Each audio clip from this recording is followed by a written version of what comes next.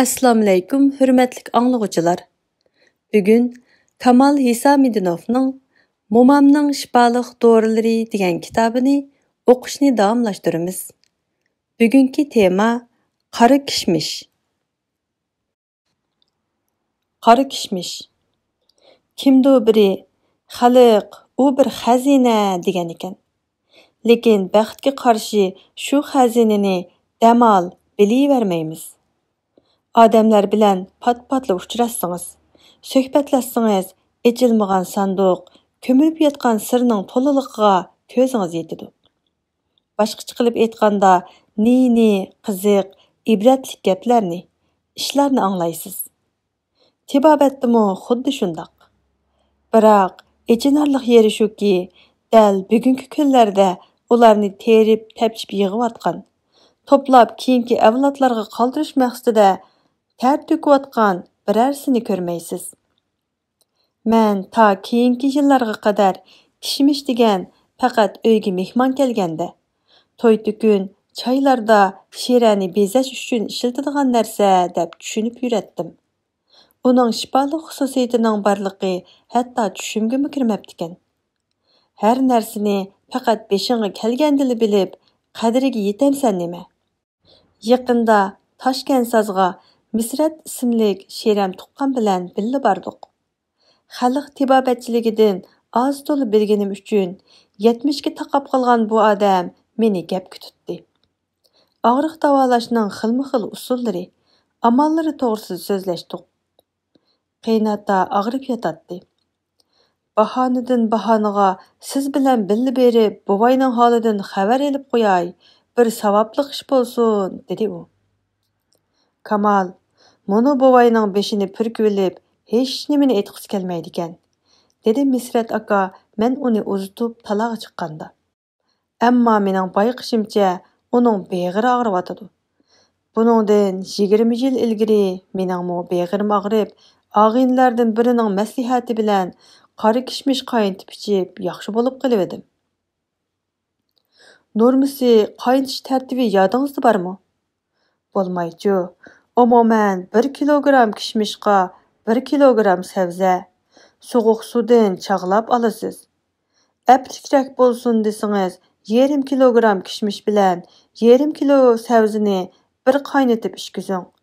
U tugaganda ikkinchi bo'lig'ini qaynating. İçiş normasida chek yo'q. Misrat aka ketdi. Men o'ylab qoldim. Qora kishmishmi, sabzimi odam yesa o'ladigan narsa emas. Har ikkisi ozuqliq mahsulot. Rost sabab bo'lib qolsa ajab emas. Sabzigu uyda bor. 1 kilogram kishmish degan nima? Almataning ko'ktat bozorida olay desang to'la.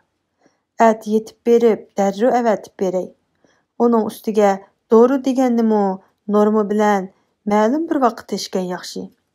Uydagilarga shularni tushuntirib yo'lga solay.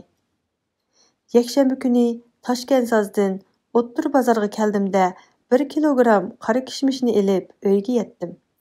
Uydagilarga hammani tushuntirib yo'lga soldim.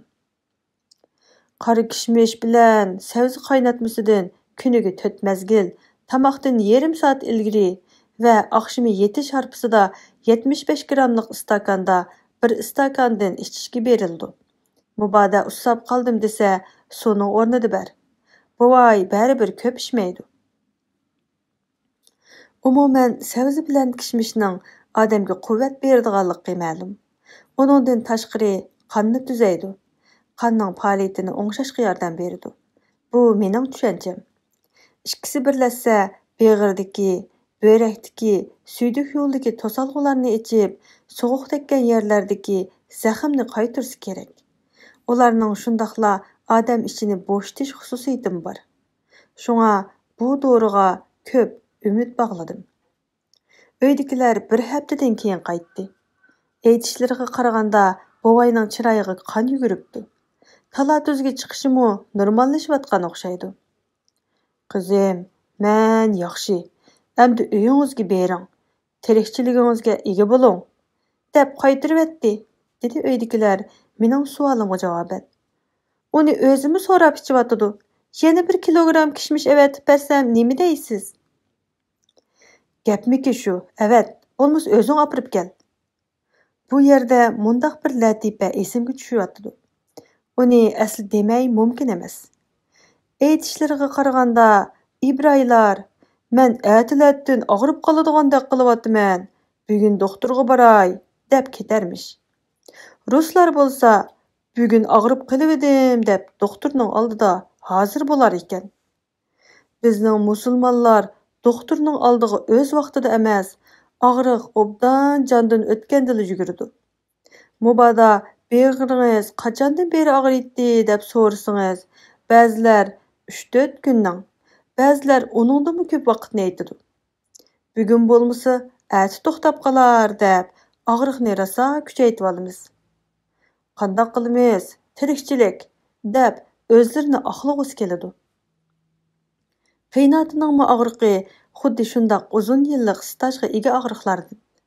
Shunga qora kishmish bilan sabza qancha yo'lakchilik qilsa-mu, og'riq bilan kuch elishish tas.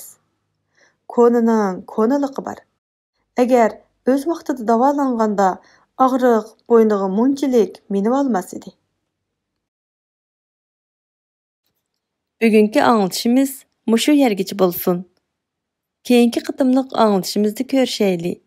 Salomat bo'ling.